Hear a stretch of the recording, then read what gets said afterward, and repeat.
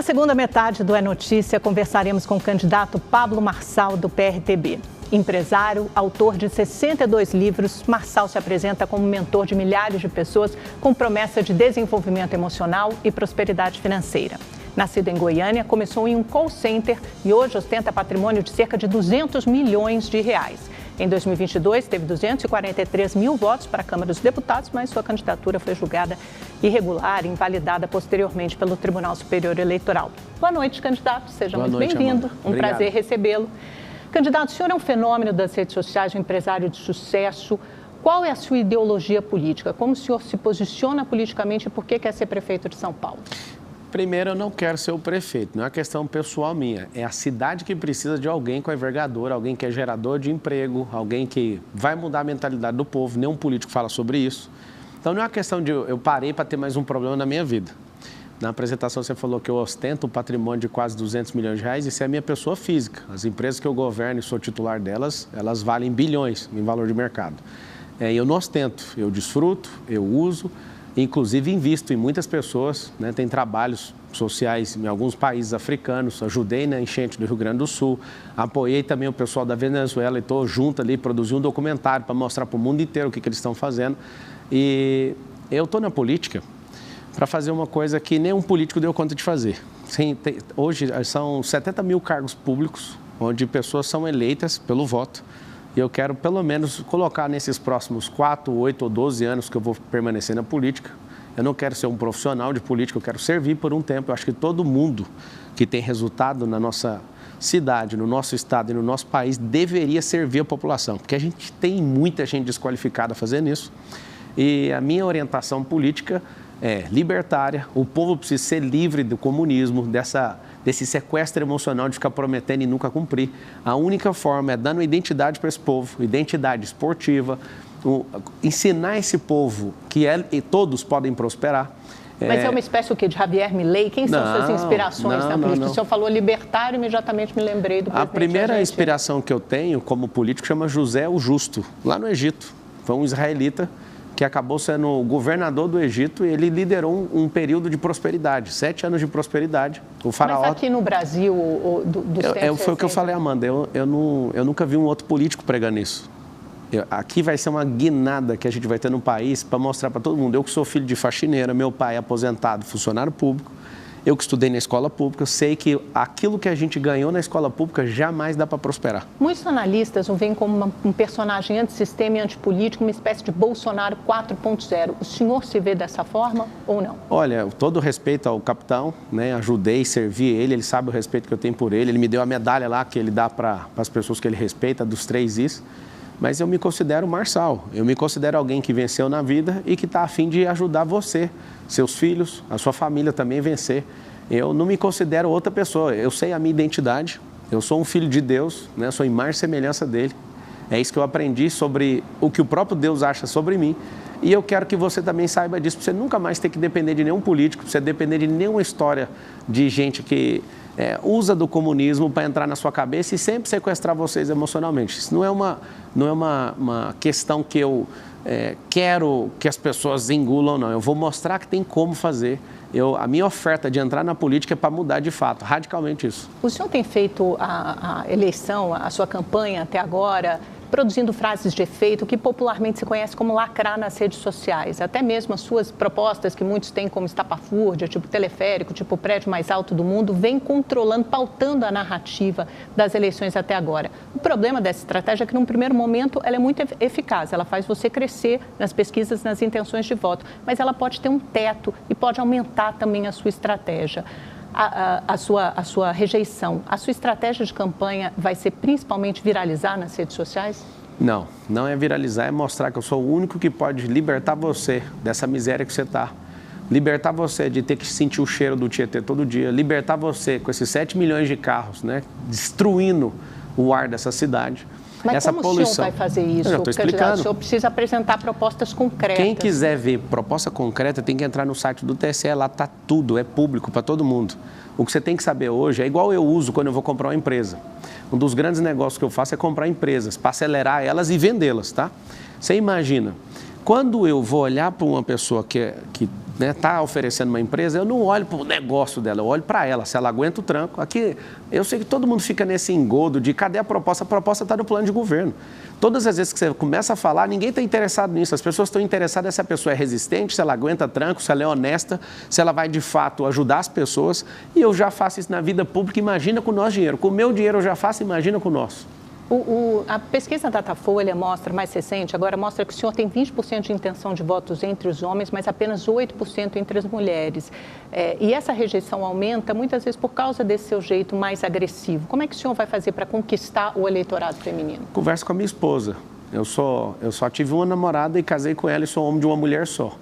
Pergunta a forma que eu trato ela, pergunta para minha filha de 3 anos como que eu honro ela, pergunta para minha mãe, que eu ajudei a aposentar minha mãe, que era faxineira, pergunta para minha irmã, que foi abandonada por um canalha e eu tive que ajudar, pergunta para minha sobrinha, que eu também ajudo, pergunta para todas as mulheres que estão em volta de mim.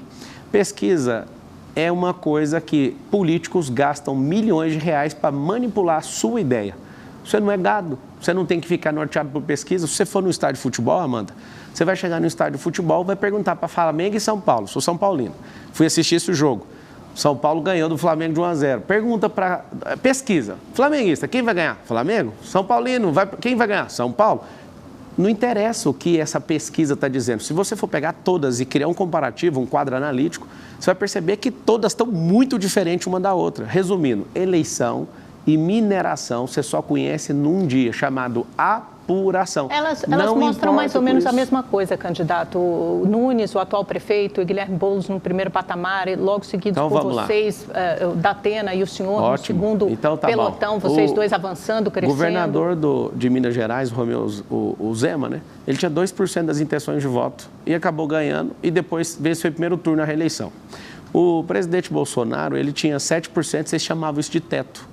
Pesquisa não é aquilo que o povo quer. Pesquisa tem manipulação, eu vou te explicar. Primeira delas, quem pagou? Existe uma necessidade de agradar quem pagou. Vamos lá. Segundo, que horas e que lugar que você fez a pesquisa? Qual o método que você utilizou? Quando você vai fazer a pergunta da pesquisa, quem é que vem primeiro? Esse método foi randomizado ou ele foi aplicado para as 1.000 pessoas de forma que o Nunes fique em primeiro? Tudo bem, não, mas é que eu estou explicando. É porque assim... Eu não estou preocupado com isso. Eleição, você precisa conquistar o povo. E é isso que eu vou fazer e estou fazendo. Estou tentando entender qual vai ser sua tática, sua estratégia de campanha, se ela vai ficar restrita às redes sociais. Porque, por exemplo, no bolsonarismo, mesmo o Zema, que o senhor fala da antipolítica, isso veio numa onda, numa esteira de uma série de acontecimentos da Lava Jato, da derrocada do PT em 2018. Eles eram muito calcados em pautas conservadoras e moralizantes, pautas liberais na economia de segurança pública. Eu estou tentando entender qual é o esteio da sua campanha, das suas propostas. Todos os jornalistas me perguntam a mesma coisa e se eu contar o Boulos vai usar. Eu não vou te mostrar a estratégia. Eu gostaria de te contar, mas vai ser uma campanha que vai ser internacional.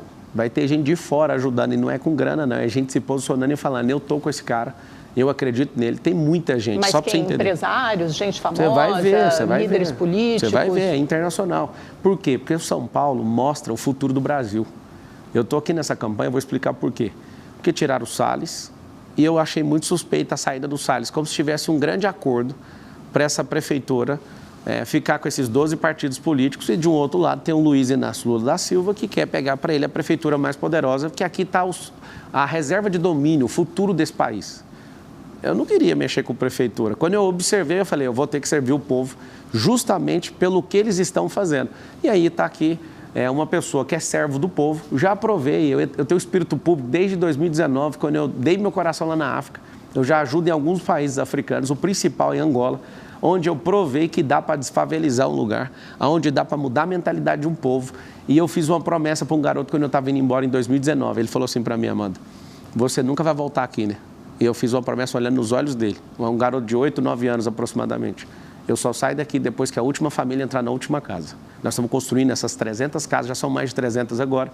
E eu quero te dar um conselho para você que é da quebrada, você que é de favela, você que está em comunidade. Hoje, o frio de São Paulo, eu fiquei lembrando de uma senhora que eu conheci, lá no Beira Rio, numa favela chamada Beira Rio. Sabe o que ela falou? Essas casas de lata são como IML. Isso aqui você não suporta o frio. Hoje eu acordei e lembrei da frase dessa mulher. E eu faço um compromisso aqui como homem. Não vai ter nenhuma família morando em casa de lata aqui nessa cidade. Nós somos um povo rico o suficiente Temos dinheiro suficiente, ano que vem a Prefeitura vai ter 120 bilhões de reais de orçamento e a gente tem parcerias público-privadas que eu tenho certeza que os mais de 2 milhões de empresários, quando souber da seriedade que nós vamos desenvolver essa Prefeitura, não vai deixar ninguém morar nem em casa de taipa, nem em casa de alumínio. Não vai acontecer isso aqui nessa cidade mais. Eu faço uma promessa como homem. Pessoalmente, eu vou honrar pela minha família o que eu estou falando. Candidato, no primeiro debate à Prefeitura de São Paulo, o senhor se referiu ao candidato Guilherme Boulos como comedor de açúcar. Depois o senhor falou que ele é aspirador de pó. E ele conseguiu uma liminar da Justiça, sem apresentar nenhuma prova, absolutamente nenhuma prova. E depois ele conseguiu uma liminar da Justiça, fazendo com que o senhor suspendesse esses vídeos da rede social e deixasse com que ele publicasse um direito de resposta. Não só o senhor não fez isso, como dobrou a aposta, publicou novos vídeos. Veio uma segunda decisão judicial, dessa vez do Tribunal Regional Eleitoral. O senhor já tirou esses vídeos da sua página? Não, e qual que é a lógica? Faz ele o exame toxicológico. Por que não pede o exame toxicológico? Não, o ponto é que o senhor não vai cumprir uma decisão judicial? Se a gente está dentro do prazo. Já tem duas. Isso, vai cumprir, mas o povo já sabe que é um aspirador de pó. Quem conhece São Paulo em todas as biqueiras, a pessoa que defende o uso de drogas, defende que mais pessoas vá para a Cracolândia, defende Nicolás Maduro, defende Daniel Ortega na Nicarágua, ele defende o Foro de São Paulo.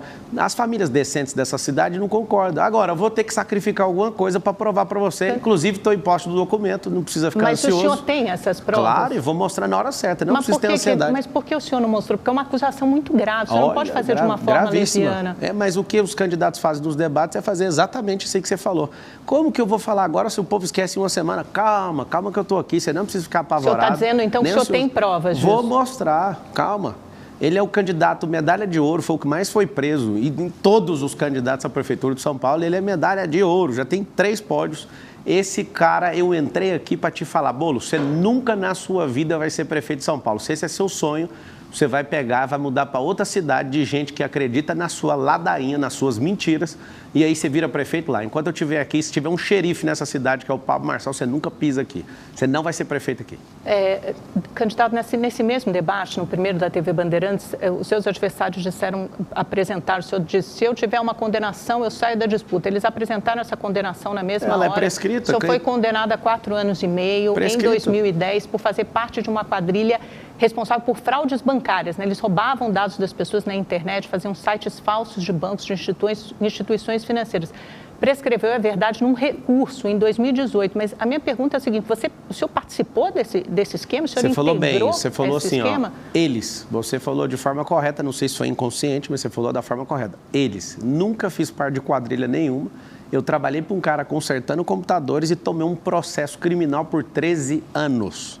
Meu pai me ensinou a ser homem, a não tocar em nada de ninguém. E faço um desafio para você, Amanda, como jornalista e todos os jornalistas desse país. Todo mundo. Descubra quanto que eu peguei e me dá o Pix que eu pago. Esse é o desafio. Queria saber do Lula, o tanto de dinheiro que ele roubou do país, que dia que ele vai devolver o dinheiro e a moral desse país. Quero saber de todas essa patifaria de PSOL, de PT, tudo que eles já desviaram do povo, eles dão conta de devolver? Eu sou homem, construí riqueza, um patrimônio multibilionário empresarial e eu posso falar para vocês, atuo em 19 segmentos diferentes, não afino para absolutamente nada que comunista me falar. Se eu estou devendo, põe para pagar que eu pago agora. Esse é o desafio. Agora, eu era um jovem, 18 anos de idade, estava trabalhando, eu só consertava os computadores e sobrou esse processo para mim. Esse processo, Amanda, correu à revelia. Esse processo não tinha advogado. Eu sou formado em Direito. Não tinha defensoria pública? Não tinha. A própria defensoria pública falou, isso aqui é complicado demais para você, contrata advogado. O advogado cobrou 2 mil, nem isso eu tinha de dinheiro para pagar. Mas houve recurso, né? Tanto não teve recurso. A pena prescreveu no recurso em 2018. Você não conhece o processo. O processo correu à revelia. Não tem isso. Eu não tive advogado ali. Candidato, no transporte público, o senhor propõe um cinturão de teleférico nas comunidades, né? Inspirado no modelo de La Paz, o senhor já falou, na Bolívia. Aqui do Brasil. O problema também. É que La Paz, por exemplo, tem uma geografia completamente diferente de São Paulo, cheia de montanhas, de vales, é uma das cidades mais altas do mundo, justamente por causa da geografia de São Paulo, só que caberia, que a gente sabe que teleférico demora tempo para construir e é muito caro. Há outros jeitos mais baratos, por exemplo, por que em vez de teleférico não investir em BRT? Que é mais barato que o metrô, tem uma velocidade média mais alta do que o transporte público comum, ou mesmo os corredores de ônibus. Entra no detalhe, Amanda, acho que você não está bem informado em relação ao teleférico, ele é 5 vezes mais barato que o metrô. Ele é limpo, diferente de qualquer outro transporte. Não, sim, eu estou falando em relação ao corredor de ônibus, ótimo, BRT. tem que continuar. Inclusive, o atual prefeito não cumpriu nem 4 quilômetros. Está lá no plano de governo dele fazer 50 e não cumpriu nem 4. Mas está no seu plano? Eu quero saber do seu plano. É o seguinte, a gente tem Rio, o Uber está fazendo o transporte hidroviário, a gente era para estar fazendo. Ninguém tem isso no plano de governo, nós vamos fazer. Essa proposta do teleférico não é uma proposta de mobilidade para a cidade inteira, é para honrar a comunidade, que eu vou transformar a comunidade em centro olímpico e empresarial. O que é um centro olímpico e empresarial? Como o senhor primeira vai fazer coisa, você faz um centro olímpico para dar uma identidade esportiva para essas crianças. São mais de 60 esportes. As crianças na favela que eu tenho visitado, elas sonham em ser jogador de futebol. E não é jogar futebol, a gente tem que dar uma identidade esportiva, sabe por quê? Para não ter mais nenhuma dessas crianças, quando elas crescerem, lá na rua, né? Porque tem 80 mil pessoas em situação de rua hoje. Você pode achar tudo o que você quiser hoje na Cracolândia, mas você não acha esportista lá. Eu fui atrás disso. O esporte molda caráter e nós vamos fazer isso com a escola pública de São Paulo. Todo mundo vai ter uma identidade esportiva e nós vamos investir nisso. Sabe por quê? Porque vai diminuir despesa em saúde. Quando você investe em educação e dá uma identidade esportiva, você vai diminuir depois a despesa em segurança. E aí esse teleférico é para honrar esse povo. Isso não é a solução de transporte. A solução de transporte mais inteligente que existe é levar centros de empreendedorismo para a favela. Eu quero criar ali centro gastronômico, hoteleiro, turístico. Esse teleférico é o transporte mais seguro do mundo. É um elevador na horizontal e ele não para você ter uma noção. Com a geografia de São Paulo, isso dá certo? Não tem problema, tem vários morros aqui em São Paulo. São Paulo também tem a geografia aqui não é o Chapadão. Essas comunidades, elas não precisam antes de saneamento básico, de urbanização, de regularização fundiária. Essas pessoas de habitações menos precárias, né? Porque como o senhor falou, mora em casa de lata, mora em casa de palafita. E a gente tem dinheiro para isso, a gente vai fazer isso. O negócio é que ninguém quer investir em você, eu quero que você me assista aqui, vou falar algo para você. Ninguém quer investir em vocês porque vocês são massa de manobra. Tem 2,5 milhões de pessoas que são tratadas, principalmente pela esquerda, como massa de manobra, para vocês ficarem. Toda vez que você ouvir o termo favela, favela é ausência de governo. Comunidade, que é um plano nosso que chama Comunidade Forte, vai ser reestabelecida. Nós vamos reurbanizar e vamos investir. Só que eu vou contar um segredo para vocês. Como não investiram nessas últimas décadas, como aí no Panorama, que tem 80 anos essa favela, e vocês mesmos construíram a rua. Pode deixar que eu vou asfaltar isso aí para vocês. Aí na Vila União, na Quebrada aí, onde é a Zona Leste, próximo ao Itaquerão, vocês estão precisando de poste de energia, só que precisa fazer a guia. Pode deixar comigo, eu vou pessoalmente aí fazer. Eu prometi e vou fazer. Ganhando a eleição ou não, eu vou resolver esse problema de vocês. Sabe por quê? Porque eu preciso de gente bem intencionada que quer libertar vocês e eu vim aqui para libertar vocês dessa miséria. É isso que queima no meu coração, esse é o recado que eu quero passar para todo pai de família, para toda criança, para toda mãe que está aí agora desolada porque não tem um governo que está afim de ajudar vocês. Eu estou de saco cheio disso, eu vou ajudar vocês. Já fiz isso com o meu pouco dinheiro que eu tenho, imagina com o nosso. Vou investir primeiro em gente, para depois falar qualquer outra coisa. Nós vamos abençoar vocês, mesmo todo mundo criticando e zoando, nós vamos ajudar vocês. Na segurança pública, candidato, o senhor mencionou uma ideia de espalhar câmeras pela cidade para detectar comportamentos suspeitos, o que o senhor chamou de pré-crime, depois drones que sairiam de cima de prédio. Me conta como é que funciona isso, no que você se inspirou, em que modelo? A pasta é anticrime, né? O que é o anticrime? Ao invés da gente só penalizar pelos comportamentos, vou te falar por que a criminalidade está assim. Porque o direito social mais absoluto de todos não está sendo respeitado. Sabe qual é o maior direito social que existe ou não? Você sabe ou não? Vida, né? Vida é emprego, direito social. É emprego. Você não tem seu direito social chamado emprego preservado. Então, nós vamos abrir empresas, vai ter uma secretaria de empresarização, sabe para fazer o quê? Para mais paulistanos abrirem empresas. Empresas que geram emprego, não é o governo. O governo tem que facilitar a abertura, abençoar o empreendedor para ele abençoar os trabalhadores. Tem mais emprego, tem mais renda. Quando tem emprego, diminui a mortandade e a criminalidade. A gente tem que parar de pegar o dinheiro público e ficar tentando tampar furo, colocar balde para pegar goteira. A gente tem que trocar a telha. Tem como pegar o dinheiro público e tratar efeito e tem como pegar o dinheiro público e tratar a causa. Uma das causas mais poderosas vai ser a empresarização, que inclusive, Amanda, cada empresa na cidade de São Paulo, são mais de 2 milhões de CNPJs, terão um braço de ensino. Eles vão treinar em profissões do futuro, tecnologia, inteligência emocional, educação financeira. Por que nós vamos treinar as pessoas que trabalham nas empresas? E a empresarização, para todo mundo ter a oportunidade de ter seu próprio negócio. Eu faço uma pergunta para você que é de São Paulo. Quem não quer ter seu próprio negócio? A senhora que gostaria de ir lá no Brás comprar sutiã, comprar roupas, modinha para a senhora vender. Quem que não gostaria de ter um lucro nisso? Nós vamos ensinar, seus filhos vão aprender na rede pública, vocês vão aprender através das 12 milhões de companhias que tem nessa cidade. Quem vai patrocinar isso é a prefeitura e eu posso garantir, a partir de 2025, todo mundo vai ser treinado para prosperar nessa cidade. Conte com isso. Candidato, mas o senhor não respondeu sobre a segurança pública e a Cracolândia e a segurança, porque tudo isso é um ciclo, eu concordo com o senhor, tem que ter mais emprego, distribuição de renda, menos desigualdade social, mas e a segurança pública, os GCMs e a Cracolândia? Vamos lá, a gente teve um aumento de 23% das pessoas em situação de rua por não ter inteligência emocional, por não investir em educação, por não ter identidade esportiva, eu já falei da causa. Sobre essa nova segurança que vai ter em São Paulo, a lei permite ter até 24 mil guardas no GCM. Hoje, a principal preocupação do paulistano é segurança. Com o anticrime, a gente vai usar tecnologia. Hoje, a cidade de São Paulo deve ter menos de 20 mil câmeras e essas câmeras não são eficientes porque elas não são controladas por uma análise. Ela não tem uma inteligência artificial por trás já para detectar e agir imediatamente. O que a gente vai fazer? Nós vamos colocar uma análise preditiva, que a gente, de forma estruturada, pegando o comportamento humano, a gente vai detectar comportamento e antes de acontecer, presta atenção, o que é um pré-crime? Antes de acontecer, nós vamos usando tecnologia para essa pessoa. Que exemplo de um comportamento suspeito, por exemplo? Por exemplo, a pessoa vai meter a fita, ela tem o mesmo comportamento. Você pega um motoqueiro, ele está de 2, ele fica indo e voltando numa esquina. Aquele comportamento já é suspeito. Não é porque ele veio de tal lugar ou para onde ele está indo. Aquele comportamento, mas na análise... Mas a chance de incorrer em erro é imensa, né? Mas é por isso que ninguém vai prender. É por isso que chama pré-crime. É por isso que a gente vai mostrar que está sendo vigiado. A população de São Paulo vai agradecer, porque para controlar a segurança de 12 milhões de pessoas, a gente precisaria, sabe de quê? De 100 mil guardas. Só que a gente tem tecnologia para isso. Eu quero triplicar o efetivo da guarda municipal, levar para a escola, começar primeiro no distrito mais violento da cidade de São Paulo, que chama Pinheiros. Nós temos 96 distritos. Vocês aprovando como povo, sabe qual que é o problema dos políticos? Eles querem implantar ideias que custam bilhões. Eles não querem rodar testes primeiro para a população aprovar e falar, isso aqui é o que a gente quer na cidade inteira, para depois rodar esses contratos multibilionários. Depois nós vamos colocar nos outros distritos até chegar aí no seu bairro. O que a gente tem que fazer para você entender? Nós precisamos de tecnologia, pelo amor de Deus. A nossa nação vai se tornar uma nação que é escrava da tecnologia. A gente não produz os nossos próprios carros, não produz computador, a gente não tem programador. Em algumas empresas eu tive que contratar programadores de outras nações, porque não acha aqui. Ninguém tem esse sonho aqui, a gente não treinou o nosso povo para isso. Então entenda que a gente não precisa ter centenas de milhares de câmeras igual em Londres. Lá tem câmera adoidado, só que não funciona.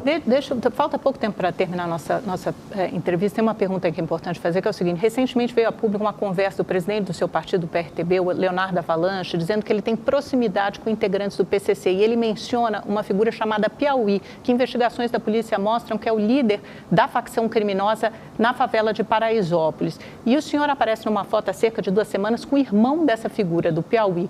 O senhor sabia com quem estava se encontrando? Jamais. Ou foi coincidência? Jamais. Eu tirei foto com mais de 500 pessoas em Paraisópolis e um beijo para todo mundo que mora em Paraisópolis. Nós vamos servir vocês aí. Imagina, Amanda, eu ter que ficar pedindo certidão de nascimento de todo mundo que eu tiro foto. Não, porque são Sabe o que é engraçado? Sabe o né? que é a coincidência? A coincidência é alguém pegar essa foto e por que não manda para a polícia e por que já não resolve? Por que só vira fofoca? Você entende que a imprensa hoje é uma fofoqueira? Ela só quer ficar jogando coisa o dia inteiro. Agora, se o presidente... faz a mesma coisa com seus oponentes, Não, eu falo de mim, eu não falo de ninguém. Não, fofoca você fala de terceiro. Não, eu falo de mim. Eu falei lá no debate, eu não usei minha rede para fazer isso. Mas para que apresentar agora? Não está na hora de apresentar? Calma, relaxa que eu estou aqui. Mas o senhor está fazendo a mesma defesa em relação ao senhor. Eu estou falando agora de mim, eu não falei dele. Então é o seguinte...